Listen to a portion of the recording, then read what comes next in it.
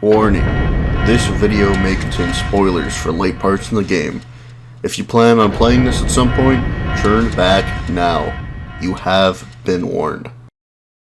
A renowned official is stripped of his status due to being accused of killing the beloved Empress and being involved in the kidnapping of her daughter Emily. This is the beginning of a downward spiral of deceit in the midst of a treacherous plague. Welcome to the crazy and intense world of Dishonored. This game piqued my interest back when it came out, but I never ended up getting it for one reason or another, and I'm finally grateful I did end up getting the game, as it was a pretty cool experience that showed me how much I absolutely suck at stealth games. I didn't die all too much, but I had full intentions of playing this game as stealthy as possible, but this soon devolved into being quickly spotted and hurriedly killing every enemy in the vicinity. Let's talk about the basics of the game. You play the game as the dishonored bodyguard of the late Empress Jessamine Caldwin named Corvo Atano. Near the beginning you are given your main tools and you really don't get many more. These are a retractable sword, a handheld crossbow, and a gun. The difference between the gun and the crossbow are that the crossbow is more or less silent, as well as the fact that you get three kinds of bolts. Regular old steel killing bolts, ones that put enemies to sleep, and incendiary. Not much later, the mysterious and supernatural outsider will give Corvo his own supernatural abilities, such as slowing down time or increasing vitality. The way that you're able to increase this is by finding mysterious well-known ruins scattered around the world that seem to be driving people crazy. Well, that and the plague, of course.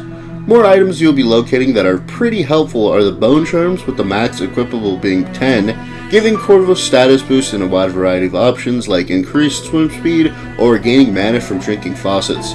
Other items that you might encounter are the Sokolov paintings and the books that have been left behind that give you more insight on the world that you have been thrust into. In order to upgrade your equipment, you will need money, and this is the only game I've played where there is a finite amount of money per level. Most other items you do find will be instantly converted into money, so you don't need to worry about selling anything, but mostly you won't be able to buy much outside of the kind of hub that is the Hound Pit's pub. This game laws itself on the fact that there are many ways that you can go about doing missions and getting around, and this absolutely holds true. Not only can you choose how you go about your stealth, even if you so choose to go in guns blazing, you can also choose how you go about getting to certain points. For instance, instead of choosing to tough it out above ground, you can find entrances to the sewer system and get around through them on some missions.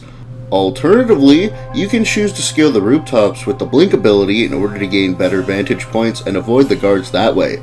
There are also a handful of side missions that usually work in tandem with your main one, though I would suggest that if you're trying to do a certain kind of run, you look up the next topic, which I'm going to discuss, being the chaos system. This system determines quite a couple things throughout the game, such as the dialogue and amount of guards in the area, as well as the ending, though there are really only two main endings with minor variances based on if you decide to kill your targets or choose non-lethal means. Over 20% of the population in the game killed will net you the chaos ending, but if you are at high chaos for other reasons such as setting off an alarm or letting a body get seen, certain missions and actions will decrease this, though it's a hidden gauge. The story starts with Corvo coming from a long journey after asking for assistance from a neighboring land. The neighboring land refuses to provide any aid, just like the rest, and he gives this news to the Empress Jessamine Caldwin. After this news, some sort of supernatural assassins appear out of nowhere and murder the Empress and take her daughter Emily hostage, leaving Corvo to take the blame for everything. 6 months pass in prison until the day of Corvo's execution comes up. The Spy Master reveals, after having tortured Corvo, that this was his plan due to the plague destroying everyone's lives, as they believed the Empress was too weak to do what needed to be done, and that blaming you just happened on the fly as you came home 3 days early. He gets his meal from a guard in which there is a key to his cell and a note telling him to try to escape through the sewers where a man named Samuel will take him to his destination. Corvo does just this, killing guards while leaving some unconscious. He meets Samuel, who boats him to the abandoned Hound Pit's pub. Inside he meets Admiral Havoc, who worked for the Empire before the new Lord Regent fired the top people to hire his own, and Lord Trevor Pendleton, a rich dude. They say that they want nothing more than to prove Corvo's innocence by saving Emily, who is the rightful heir to the throne, before being kidnapped. Corvo goes to sleep and meets the Outsider in a dream, giving him his first supernatural ability, Blink, seemingly out of pity, though more so it's that Corvo's future can change pretty easily throughout the game, and the Outsider is intrigued to see what the outcome will be. In the morning, Havoc sends Corvo on his first mission to assassinate High Overseer Campbell and to get information regarding Emily in his book. Corvo pretty quickly does this by infiltrating his office and switching poisons that Campbell was going to use against someone who wouldn't take a deal he had. He retrieves the Black Book with Emily's location and heads back to the Hound Pit's pub. They decipher the book and find out she's located in a brothel named the Stray Cat, while also learning that he's going to have to kill Pendleton's twin brothers, who are known to be horrible people and too close to the Lord Regent. They'd be able to stop any boats that their crew would try to put in place, so they needed to die for the cause. Corvo heads out and makes a deal with a local thug named Slackjaw, getting a safe combination that his crew had been trying to get for a while. Slackjaw says the Pendletons would get their tongues cut out and thrown in their salt mines, where they would live out the rest of their days. He then finds his way into the Stray Cat, where he reunites with Emily, taking a back exit and heading back to Samuel. His next mission takes him to Caldwin Bridge to locate the painter Sokolov in order to kidnap him. When Corvo finally locates him, he's doing some weird experimentation on a girl who Corvo saves after knocking Sokolov unconscious, dragging him to where Samuel docked his boat. Back in the Hound Pit's pub, Havoc interrogates Sokolov to tell him who the Lord Regent's mistress, who he had painted, was. Instead of torturing him with rats, Corvo chooses to bribe him with some rare alcohol that he buys from Piero. Sokolov says he never found out who she was due to only painting her from behind and being called Lady Boyle, not even knowing her first name, but says that she is going to be at a masked ball at the royal estate at night. Due to there being 3 Boyle sisters, Corvo is forced to find out which one is the true mistress, eventually finding that the Boyle in white was the true one, killing her and heading back to the Hound Pit's pub. Corvo is finally sent his last task to kill the cornered Lord Regent, who holed up in Dunwall Tower. He infiltrates, but instead of killing him, finds a tape where he talks about the entire plan to kill the Empress and puts it into an audiograph player that plays the entirety of the city, getting him dethroned for his crimes rather easily. The crew at the pub celebrate with a drink, Corvo heading to bed and blacking out, learning that they had double-crossed him in order to cover their own asses to what they were forced to do to oust the corruption. Samuel reveals that he only put in half the poison when he realized that he would also be next if Corvo didn't stop them. Corvo is left to drift off in a boat before he is captured by supernatural assassins and brought to the one who had killed the Empress, Dowd, being tossed in a hole in order to be sold off to the Resistance so they could execute him for killing the Lord Regent.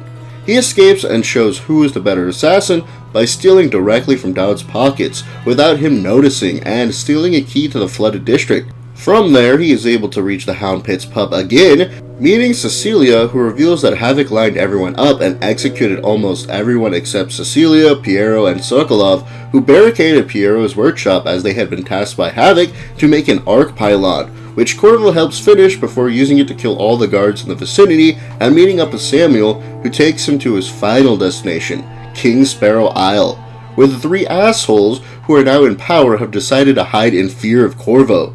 This doesn't matter as one by one he deals with each. Martin is knocked unconscious while Pendleton is killed. Corvo heads further up to the top of the lighthouse where he finds Havoc, who has Emily at the edge, willing to kill himself and Emily, so Corvo is pushed away, which for my first ending he ends up doing. This causes chaos to break loose as fighting between everyone happens and the stability of the once great city crumbles, leading the outsider to ponder if Corvo is running away or escaping the chaos. I reloaded my save at this point as I looked online and found out you could still save Emily in the high chaos ending by stopping time and shooting Havoc in the face, causing Emily to fall but cling onto the edge where Corvo finally truly saves her. She becomes the Empress amidst mass chaos, with Corvo eventually dying of maybe natural causes after staying with her until the end. This game is a pretty fun time from how much of a bad time the characters in the game are having. There's so many ways to go about playing this game. There's full stealth with supernatural aspects, assassination through stealth, or just straight up murdering everyone in your path. I got from the beginning that minute choices can change some minor dialogue through trying stealth at the beginning and almost immediately getting caught and killing some guards. Then later in the next level, some guards were actually talking about it when I realized I could have avoided and not killed anyone, which is super fascinating. This potentially makes so many different kinds of runs through the game possible, which is equally as fascinating, especially the fact that your choices can completely change the feel of each level down to how the NPCs act to each other. The ruins and bone charms you can find throughout the game posed a nice challenge, feeling nice and rewarding when you figured out how to get some of them. My last pro has to be the setting. While incredibly dreary, it was also incredibly atmospheric, with nothing crazy pulling me out of the experience while I was playing. I didn't really run into many cons I had for the game because most of the stuff that I either died or got angry about was just because I was bad at stealth and in most games that require it in general. I mean, the story isn't anything crazy special, as I could smell the twist from a mile away if I had to think of one thing. I definitely recommend this game, especially to fans of stealth as well as people who like to have a lot of options with their games, as this is nowhere near linear, giving you so much freedom to mess around with a bunch of choices on where to go and how to play, not really being anything too vanilla at all. And if I'd have to wager, your game will have a good amount of differences compared to mine that I wasn't even able to show in this review. Hope you enjoyed, and see you next video.